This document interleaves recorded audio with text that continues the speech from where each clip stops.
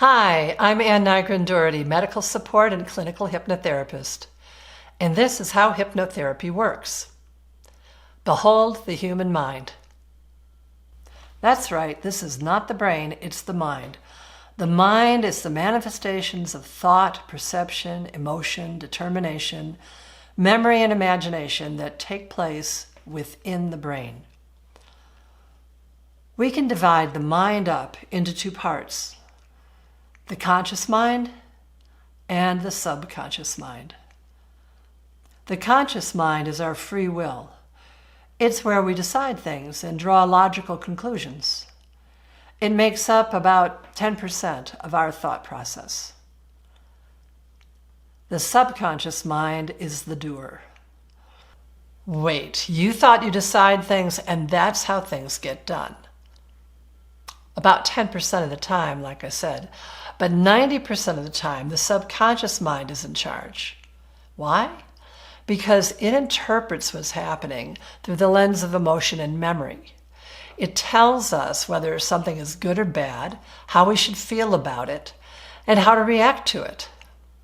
The subconscious mind is the seat of the imagination, and its language is images. Basically, the conscious mind experiences the world, and the subconscious judges it. Now, suppose when you grew up, you met a man in a red suit who gave you presents. After many years of him giving you presents, you might begin to believe that all men who wear red suits give presents. Then one day you meet a man in a red suit who has no intention of giving you a present. And that's where the subconscious mind can get us into trouble.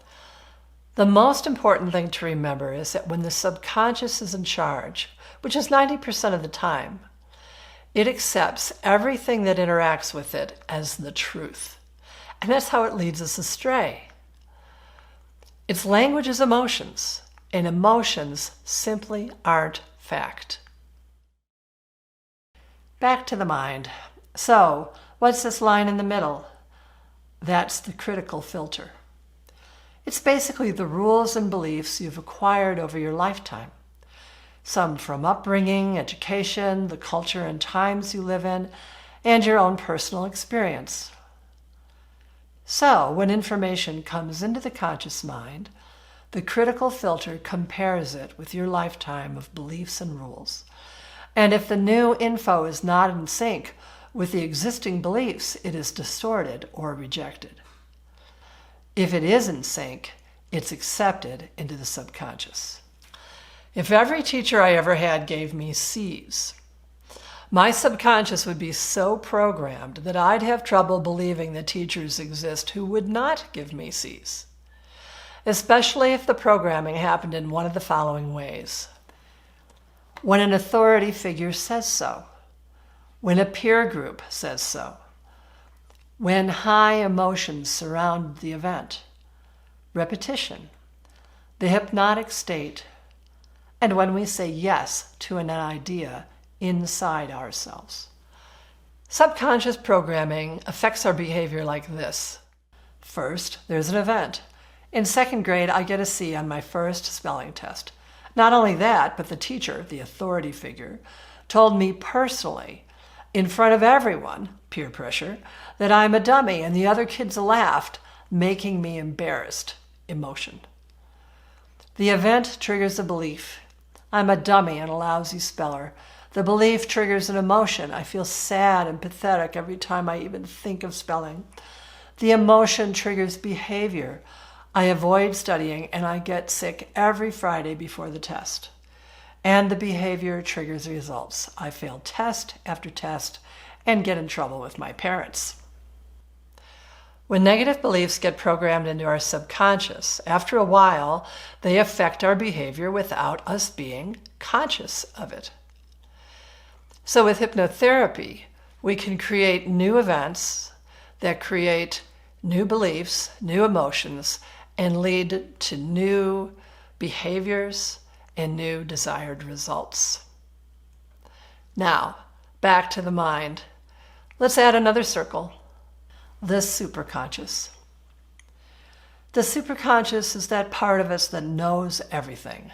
No, I'm not talking about your smart aleck side. I'm talking about your intuition.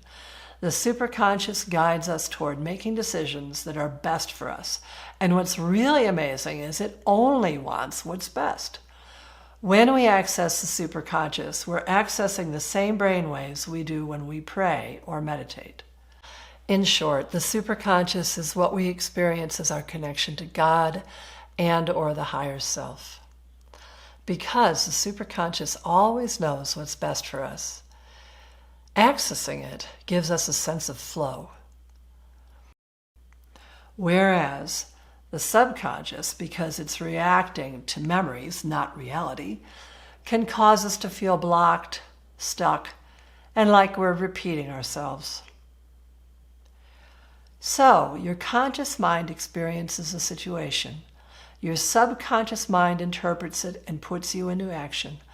Your superconscious knows whether what you're doing and feeling is really right for you. So in hypnotherapy, with your permission, the hypnotherapist guides you into a trance state.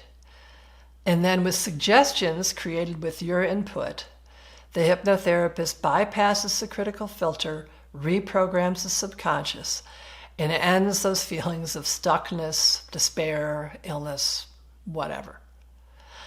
The end result is better results, better relationships, better health, quicker healing, and a more peaceful and productive life.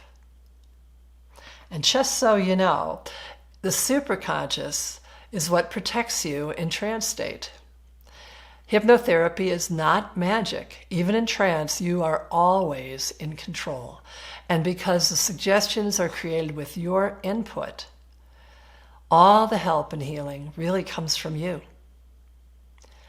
And that's how hypnotherapy works.